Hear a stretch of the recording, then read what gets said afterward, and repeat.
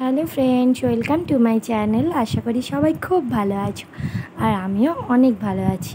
তো আজকের ব্লগটা শুরু করছি মেলায় যাওয়া নিয়ে। তো কোন মেলাতে নিশ্চয়ই সেটাই তো ভাবছো, তাই না? এটা আমাদের পূর্ব মেদিনীপুর এলাকার খুব ছোট্ট একটা গ্রাম, যেটা হচ্ছে মহিষাদলের অন্তর্গত জগৎপুর গ্রামটা ছোট হলেও তবে এখানের এই কালী পুজোটা অনেক বড় হয়।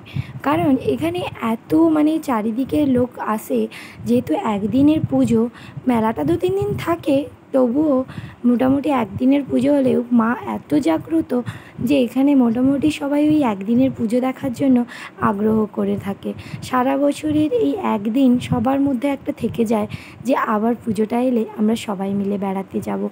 তো আমিও দীর্ঘ 5 বছর পর আবার 5 বছর পর মেলাতে এসছে যে এত ভালো লাগছে সেটা তোমাদের বলে বোঝাতে পারবো না। দেখতেই তো পাচ্ছ এত পরিমাণে ভিড় হয়েছে আর প্রচুর বাজি ফাটছিল। আর আমরা সত্যি কথা বলতে বাজির কাছে এত টাইম ছিলাম না, কারণ এত ভিড় না, ওখানে থাকাই যাচ্ছিল না, প্রচণ্ড ভিড় ছিল। আর দেখতেই পাচ্ছ নতুন করে আবার মন্দির তৈরি হচ্ছে। মন্দিরটা সত্যি কত বড় মন্দিরটা তৈরি হচ্ছে।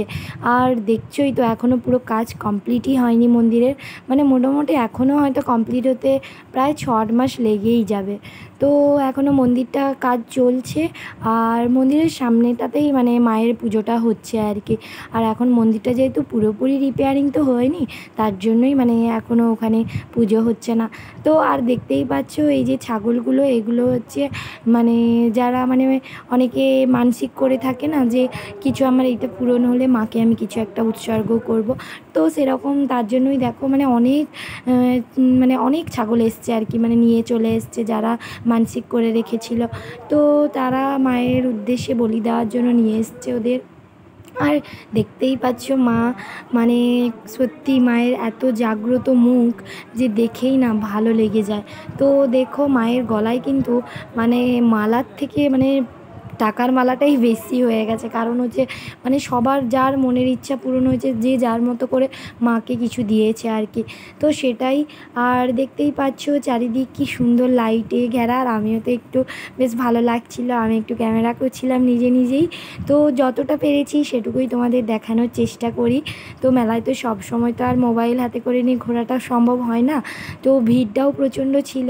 আর দেখো প্রচুর দোকান বসেছে মোটামুটি, আর আমিও কিছু কেনাকাটা করব বলেই তো দোকানের মধ্যে মোটামুটি বিভিন্ন দোকানে ঢুকছিলাম। মেয়ের জন্যও তো কিছু কিনতে হবে, তার জন্যই। আর মেয়েকে তো নিয়ে যাইনি, কারণ হচ্ছে আমরা গিয়েছিলাম প্রায় রাত 9:30 বেজে গেছে। কারণ এটা যেহেতু সারা রাতের পুজো, তো সবাই মোটামুটি সারা রাত ধরেই যাতায়াত করে। আর মেয়ে যেহেতু ঘুমিয়ে গেছিলো, তাই ওকে আর নিয়ে যাওয়া। মেলা থেকে কী কিনেছি সেটা পরের ভিডিওতে তোমাদেরকে শেয়ার করব। তো তারপরে 11:30 বাজতে চলে এলাম। বাই, আবার পরের ভিডিওতে দেখা।